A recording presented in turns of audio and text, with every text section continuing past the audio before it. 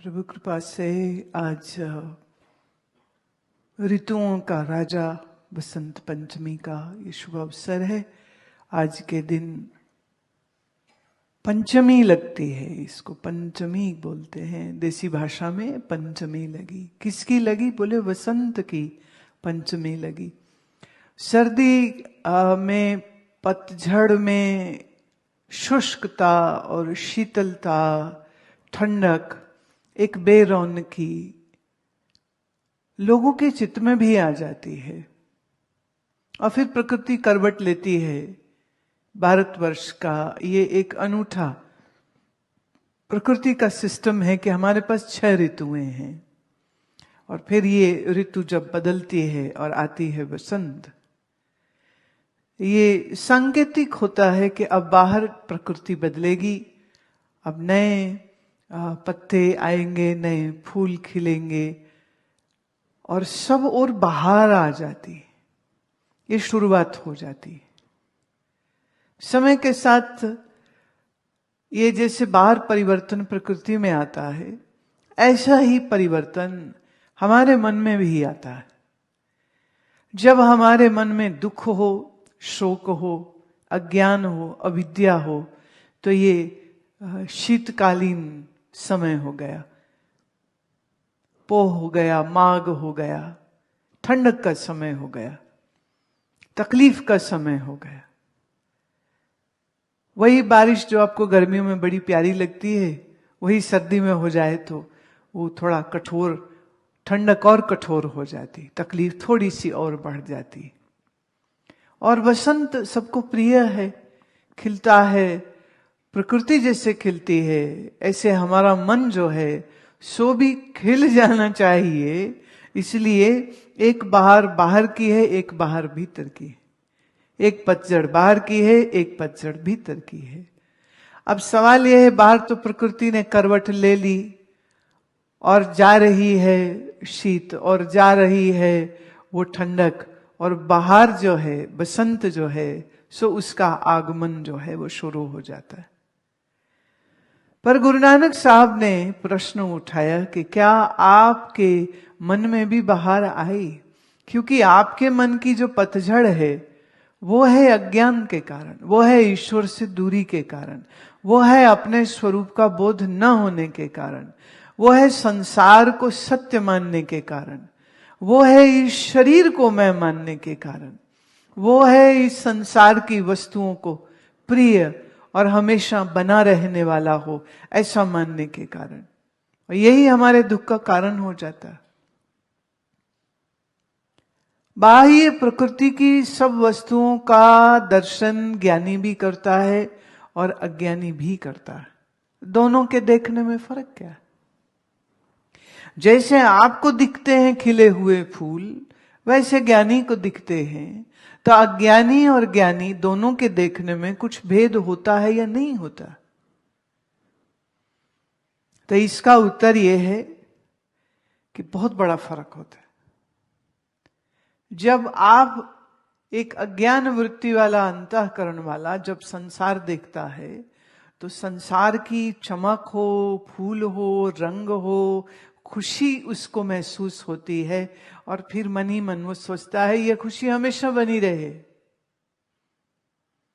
अब जो ये मांग कर रहा है ना वो शरीर हमेशा रहेगा, जो फूल खिला है ना वो फूल हमेशा रहेगा, पर ऐसे में आपकी ये इच्छा करना कि हमेशा ही बनी रहे तो तर्क संगत नहीं है। एक ज्ञानी जब देखता है खिली हुई बहार को, खिले हुए फूलों को, सुंदर गुलिस्तान को, बाग को, बहार को, तो उस समय पर वो जो है उसके साथ उसका असंगतापूर्ण एक संबंध बनता है। चूंकि वो वर्तमान में रहता है, उसका मन भूत और भविष्य में नहीं भागता है, इसलिए वर्तमान में दिख रहे उस सौंदर्य को, उस सुंदर दृश्य को वो ऐसे ही देखता है जैसे वो फूल नहीं परमात्मा को ही देख रहा हो। अब यूं परमात्मा देखने में तो आता नहीं है। अशब्दम अस्पर्शम अरसम अग्राह्यम, जो इंद्रिय के द्वारा ग्रहण न किया जा सकता हो उसी को हम परमात्मा कहते हैं। पर फिर यह भी स्मरण रहे, उसी परमात्मा का मूर्त स्वरूप ये संसार है। अमूर्त है जो खुद, संसार भी उसी की मूर्त। तो जो दिख रहा है सो ब्रह्म, और जो देख रहा है दृष्टा सो भी ब्रह्म। तो सह ब्रह्म योग युक्तात्मा सुखम अक्षयम अश्नुते। ज्ञानी देखता है संसार तो उसके लिए वह ब्रह्म का दर्शन कर रहा है। इस ब्रह्म भाव से मेरा ही अपना आप है जो सामने भी प्रतीत हो रहा है। इसलिए ब्रह्म योग युक्तात्मा, दो बातें, ये महावाक्य हो जाता है। महावाक्य मतलब तत्व और त्वम का अभेद जो बताए, आत्मा और परमात्मा की एकता जो बताए, उसी को हम महावाक्य कहते हैं। एक है साधारण वाक्य, एक है महावाक्य। साधारण वाक्य, ये जो दुनिया की बातें हम करते हैं ये सारी साधारण हो गई। और महावाक्य क्या है? वेद का महावाक्य क्या है? जब आपको आपके ही आत्मा में परमात्मा है ऐसा समझाया जाए, जिस वाक्य से, उसी वाक्य को हम महावाक्य कहते हैं। तो ऐसे 4 वेद हैं तो 4 ही महावाक्य है। परंतु जब आपके पास दृष्टि सही होगी तो फिर आपको जगह जगह पर ये जो ब्रह्म योग युक्तात्मा है, माने आत्मा और परमात्मा की एकता जो है, सो स्पष्ट होने लग जाएगी। थोड़ा आसान करके अगर बोलूं, जैसे तरंग जल है, जैसे बुलबुला भी जल है। फेन समझते हो? फेन मतलब जो झाग बनती है ना समंदर पर, वो झाग भी असल में तो समंदर ही है, लेकिन फिर भी जो बुलबुले का आकार है वो तरंग का नहीं है, लहर का नहीं है। जो लहर का आकार है वो फेन का नहीं है, माने वो झाग का नहीं है। देखने में झाग अलग, फेन अलग, तरंग अलग, लहर अलग और समंदर अलग। या कि हम ये कहें कि झाग भी समंदर है, फेन भी समंदर है, तरंग भी समंदर है, झाग भी समंदर है, छोटी लहर कहो बड़ी लहर को, दोनों ही समंदर। उसी समंदर में ये अलग अलग अलग अलग आकार बन गए। ठीक इसी तरह से एक ही ब्रह्म सत्ता में ये अलग अलग आकार हो गए। ये कोई जीव हो गया, कोई नर हो गया, कोई नारी हो गया, और तो और कोई प्रकृति हो गया, कोई वृक्ष हो गया, कोई पशु हो गया। पर है क्या?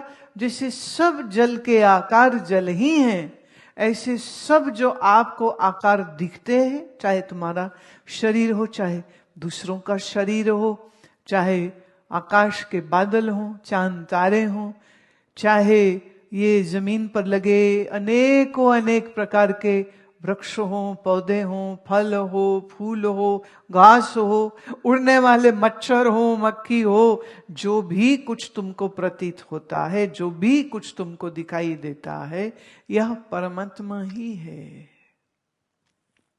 उससे अलग कुछ भी नहीं। अब आप जब अपने आप को शरीर देखते हो, ये मैं हूं ऐसा मानते हो, ये मैं कहते ही तुमने अपने आप को उस व्यापक परमात्मा से काट लिया। और फिर सोचता है परमात्मा कहां होगा? कहीं तो होगा, आकाश में होगा, स्वर्ग में होगा, वैकुंठ में होगा। कहां होगा परमात्मा? कि किसी मंदिर में छुप के बैठा है, कि किसी पहाड़ की कंदरा में है, कहां पर है? कि किसी पवित्र नदी के अंदर छुपा हुआ है। वो 2 बाह वाला है कि 4 बाह वाला है कि 8 बाह वाला है, वो स्त्री है कि वो पुरुष है, कैसा है परमात्मा? किसी ने कहा नहीं नहीं नहीं नहीं, आकार कोई नहीं, वो तो निराकार है। अच्छा, एक थोड़ा विचार करके देखो, हम आकार को पहले देखते हैं, फिर उस आकार को हटा के निराकार की कल्पना करते हैं। है दुनिया में कोई जो दावे से कह सके कि मैंने निराकार को समझ लिया।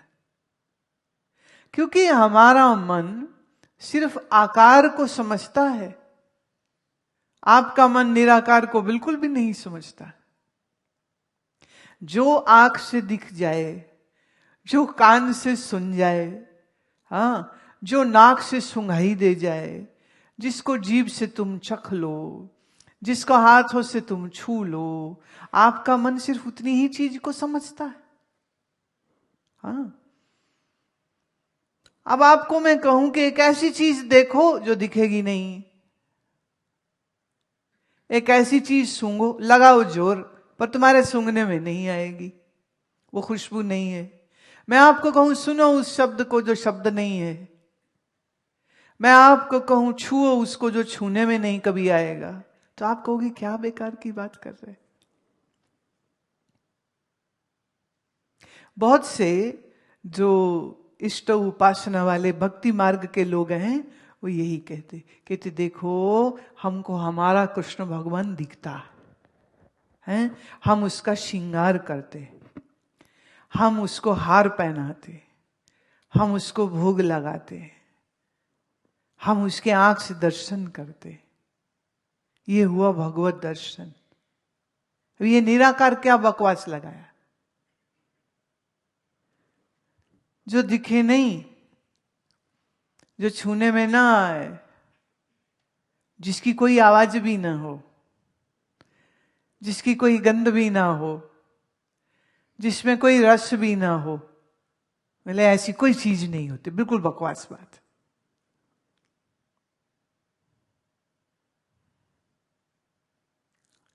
उन्हें ये बात समझनी बड़ी मुश्किल हो जाती है। वाह वाह वाह। एक आदमी एक संत के पास गया, कहता महाराज मुझको भगवान मिला दो। महात्मा ने कहा हाँ बिल्कुल मिला देंगे, अभी मिलोगे? बोले बिल्कुल अभी मिलाओगे? बोले हाँ बिल्कुल मिलाएंगे। तो कहते फिर दिखाओ मुझे भगवान, दिखाओ कैसा है भगवान, मैं दर्शन करूं। संत ने कहा जो भी कुछ हमारी आंख देखती है वो जड़ वस्तु होती है। जड़ समझते हो? जिसमें चेतना ना हो उसे हम जड़ कहते। जैसे ये शीशा जड़ की चेतन, जड़, और ये पेन जड़ की चेतन, जड़, ये कुर्सी जड़ की चेतन, जड़, ये हाथ जड़ की चेतन, जड़, और जिस आंख से तुम देख रहे हो वो जड़ की चेतन। अब जड़ आंख जड़ रोशनी से जड़ रंग को देखती है। मेरे साथ रहे ना, मुश्किल नहीं, मैं बहुत आसान करके बताऊंगी। जड़ मतलब जो ये न जाने कि वो है, जिसको अपने होने का पता ना हो, उसे हम जड़ कहते। जैसे ये पेन को नहीं पता कि मैं पेन हूं, ये पेन को नहीं पता मैं जिंदा हूं, ये पेन सांस भी नहीं ले रहा है, इसको तोड़ दें, तोड़ूं क्यों, मेरे इस्तेमाल का पेन है, बता रही हूं, कल्पना कर लो। इस पेन को तोड़ा जा सकता है, ये टूट सकता है, तो ये रोएगा क्या?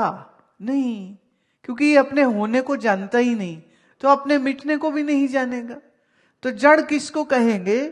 जो अपने होने को भी नहीं जाने और जो अपने मरने को भी न जाने, उसे हम जड़ कहते हैं।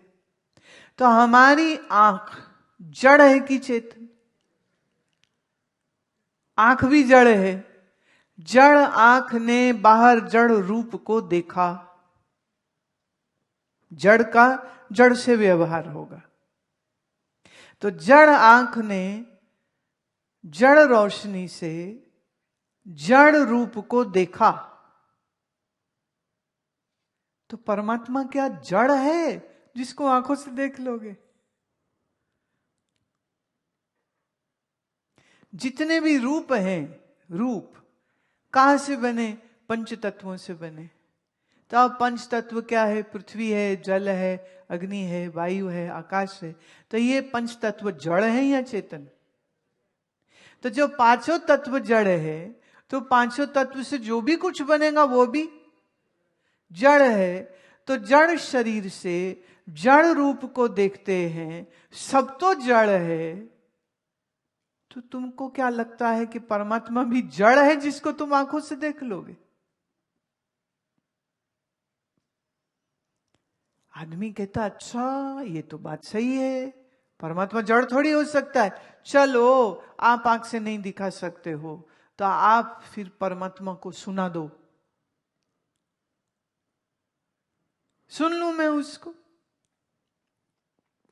जैसे आप घर में थे, अंधेरा था, लाइट ऑफ थी या लाइट चल नहीं रही थी और बाहर से किसी ने आवाज दी, शर्मा जी। तो अरे अरे ये शर्मा जी इस समय कैसे आ गए? अरे शर्मा जी रुको हम आते हैं। तो बेटे ने पूछा, पापा आपको कैसे पता है कि शर्मा जी आए? अंधेरा है, आपने तो देखा नहीं है, फिर आपको कैसे मालूम कि बाहर शर्मा जी आए? बेटे कान से सुना है, मैं उनकी आवाज पहचानता हूं। मेरे को याद आ रहा है एक बार किसी के घर में मैं थी, बाहर मोटरसाइकिल की आवाज आई। उनके घर का छोटा बच्चा बोले पापा आ गए। तो उसकी माँ बोली अरे नहीं नहीं ये अपनी वाली मोटरसाइकिल नहीं है। अरे तुम्हारी वाली मोटरसाइकिल की आवाज पड़ोसी के मोटरसाइकिल की आवाज से अलग है, ये फर्क भी आपको मालूम होता है, तुम्हें कैसे पता? ये अब मैं नहीं बता सकती हूं, पर उसने तो मुझे मुंह से बोल के बताया कि उसकी आवाज मोटरसाइकिल की ऐसी आती है और हमारे वाले की ऐसी आती है। तो जिस चीज को हम आंख से देख न सकें उस चीज को हम कान से सुन के पहचान लेते, राइट? अंधा आदमी देख नहीं सकता है पर कान से सुन करके वो अपनी सारे जिंदगी के सारे काम बहुत खूबसूरती से बढ़िया से वो कर लेता है।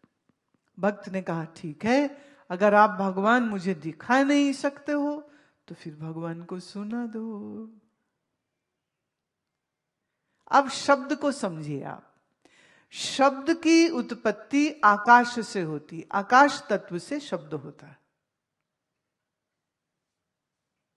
आकाश में, स्पेस में शब्द की, करंट की उत्पत्ति होती है और आपके कान उस शब्द को श्रवण करते हैं।